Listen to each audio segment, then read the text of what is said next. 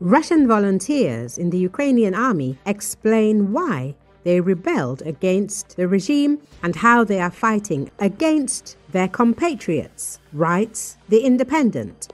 Near the southern front line, a correspondent met Russian volunteers fighting alongside Ukrainian units. They explain why they decided to oppose Vladimir Putin, how their lives have radically changed, and why they are prepared to fight against those they once considered their compatriots. One of the fighters, known by the call sign Lazzi, says he initially operated on Russian territory against enemy infrastructure, but eventually crossed the border and went to fight on the front lines. It's not that difficult, he says of his previous work, but emphasizes that performing such operations was dangerous and took a toll on his nervous system. Fearing for his life and persecution in Russia, Lazzi chose the front in Ukraine. Here in Ukraine, I can defend myself with weapons. Yes, it's scary at the front. They want to kill you. But it's clear it's either you or them. Lazzi is one of the fighters in the Freedom of Russia Legion, which reports to military intelligence and numbers several hundred members, all Russian citizens. In Moscow, they would be considered traitors. The volunteers say they face real danger at home for free speech and resistance to the regime. It's much more dangerous in Russia. Besides, there are a lot of people in Russia who support the regime. Say the wrong word and they'll betray you, says Lazzi. Another fighter known as Caesar, a former military man from Sochi, doesn't hide his ardor. I don't feel sorry for killing my own citizens because they are doing very bad things here, and I saw how they killed civilians, how they raped, how they robbed, and they want to destroy Ukraine. Putin has not only destroyed Ukraine, he has also destroyed my country.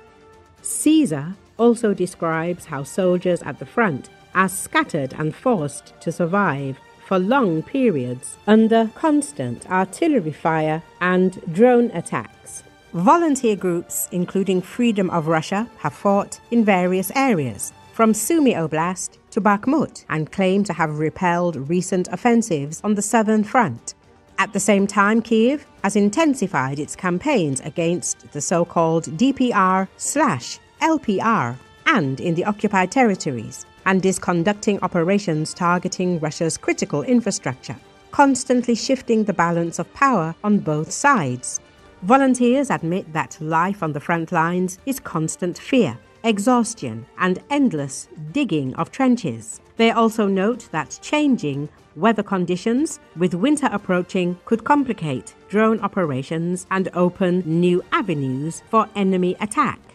As reported, Russian citizens fighting against dictator Vladimir Putin as part of the Russian Volunteer Corps, RVC, refuse to return home and are prepared to continue the fight until the Kremlin regime falls. In a comment to the Telegraph, 26-year-old White from Samara, who spent 2 years in the front lines in Ukraine, noted, "I've always wanted to live up to my ideals. When the war is over, I will continue the fight until Putin falls." Meanwhile, Denis Nikitin, commander of the Red Cross, previously described which Russians are fighting against Ukraine. Those who die in the war against Ukraine are typically Russian beggars, residents of the hinterland, and former prisoners. People living in large cities don't want to go to war.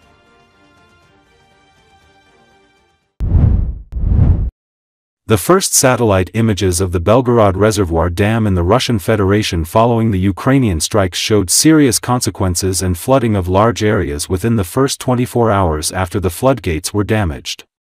Images posted by the Ukrainian OSINT channel Ilanov_plus showed the scale of the flooding in areas downstream of the reservoir. Significant areas downstream of the Seversky Donets River are already flooded. Water continues to flow out, and the flooded area is gradually expanding. As a reminder, the Ukrainian Armed Forces unmanned aerial system struck the Belgorod Reservoir Dam on the morning of October 26. After several strikes, the dam's floodgates sustained critical damage, and water began leaking uncontrollably. It is estimated that the reservoir's water level dropped by 1 meter within a day. Videos showing damaged sluice gates and uncontrolled water discharge were likely posted online by facility employees. According to military analysts, flooding from the water release will be felt by Russian occupiers in the Vovchansk area of the Kharkiv region. Some of their positions have already been flooded, and their logistics will also be disrupted. It shows that significant adjacent areas are already flooded, and the water continues to spread and gradually flood the surrounding areas. Ossenters also point out that the evacuation of people from areas below the reservoir has still not been announced. And Belgorod Region Governor Vyacheslav Gladkov hasn't made a single comment all day. The local Ministry of Emergency Situations is also silent. It's possible that the Russian side will try to keep this fact under wraps as much as possible. Specifically, following the drone attack overnight, large streams of water began flowing through the dam. As a result, the water level quickly dropped by more than a meter. As a reminder, Robert Madyar Brovdi, commander of the Unmanned Systems Forces, confirmed this evening that operators of the 1st Separate SBS Center were behind the drone attack on the Belgorod Reservoir. He stated that the strikes caused the dam to crack.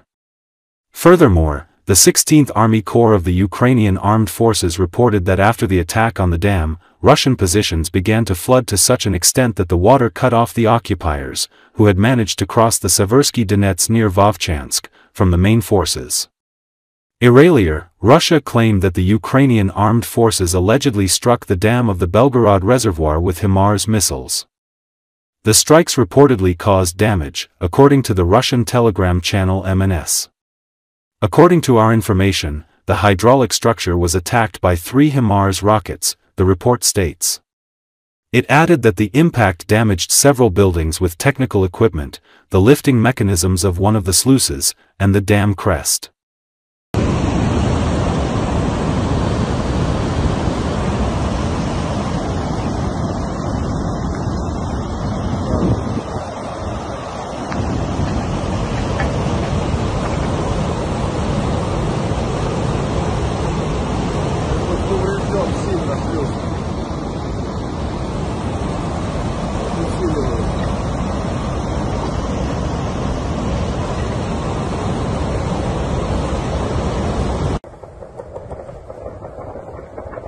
Вон она ударила.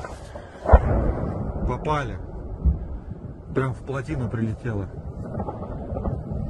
Еще один летит. В машину попали.